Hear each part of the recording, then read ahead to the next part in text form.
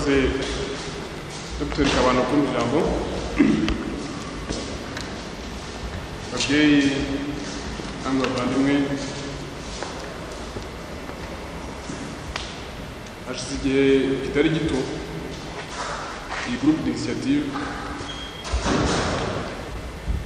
itekereza yuko yazaba tumira kugira ngo tubereke umushinga turibuze twigana hamwe uyu munsi, turibuze gushingira hamwe uyu munsi.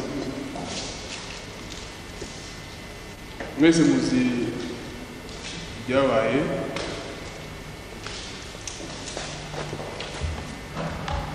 igihugu cyacu ko cyagufite ishyano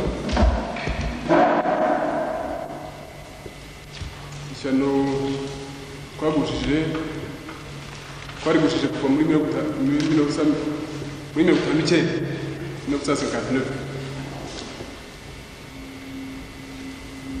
ishyano ryatugwiririye ryaranakomeje muri 1963 agura n'imyaka tindaho cyane za 19, ariko ishyano ryarushijeho kuba agatangaza imbere y'isi yose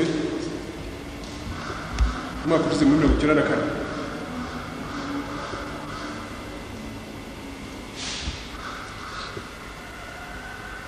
Iryo shyano ngira ngo twese turabizi, nta wakemwe bitindaho.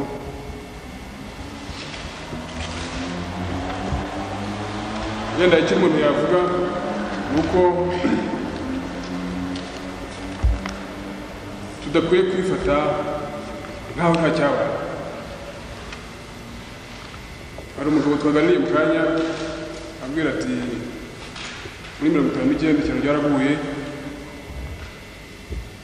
abantu barapfa, inka ziraribwa, amazi arashya, igihugu gicura imiborogo. Hashize iminsi mike bati mwongere muture, abantu bongera baratura, barabana, bongera basangira nkaho nta cyabaye. Birongera bivuga imyaka yakurikiyeho. Turagira ngo twe kwifata nkaho nta cyabaye.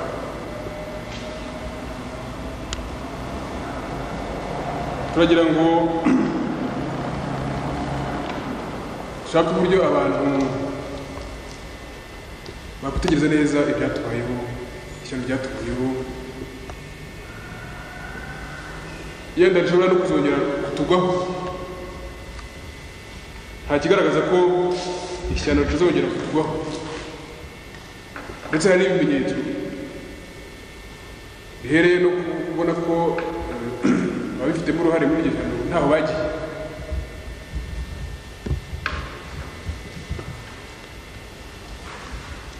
Hari abo hanze y'igihugu, hari abo mu gihugu, abifitemo uruhare runini ntaho bagiye, baracyahari kandi nta kigaragaza ko bahinduye imigambi yabo.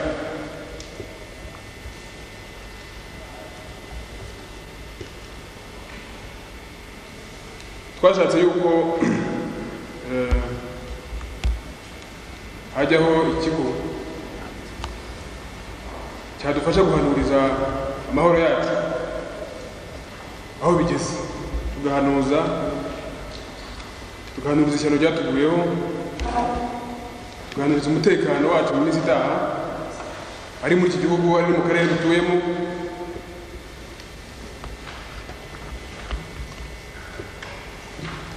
Tukamenya ishyano aho rituruka. Hari dukunze kuvuga ko ishyano rishobora kuba ryaraturutse hanze, hari abavuga ko ryaturutse hanze, bikaba bijyana na colonialisme, ubukoloni, cyangwa na neocolonialisme, cyangwa na imperialisme.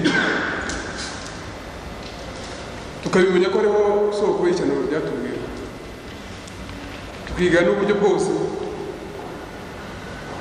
bwo kugira ngo iryo shyano ryo kuzongera kutuba. Hari n'abandi bavuga bati ishyano ryatuguyeho rituvamo biva mu gihugu hagati mu banyarwanda ubwabo, imbere y'uko biva hanze bituruka iwacu. Ibyo nabyo tukagira ngo abantu bazabyigeho bamenye ukuri aho kuri, bamenye imvano y'iryo shyano.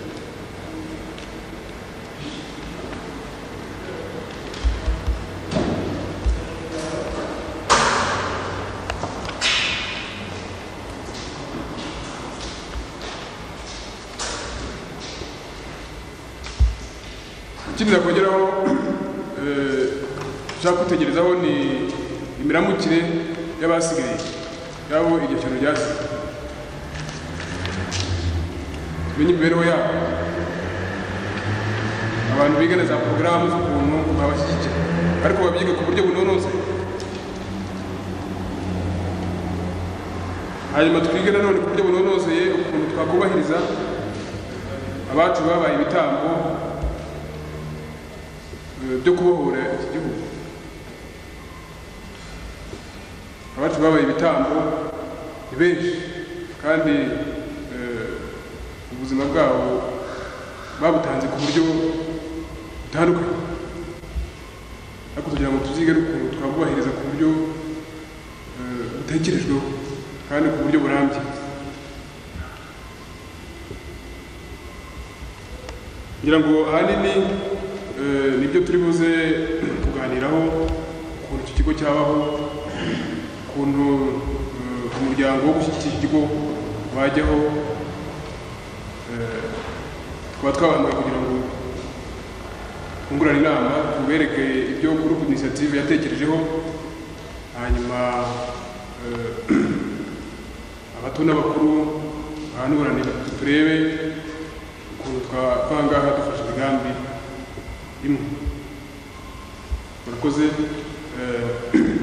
Ndagira ngo batinze guhe ijambo perezida w'inama Niyongira Thomas atugezeho umushinga uduteye.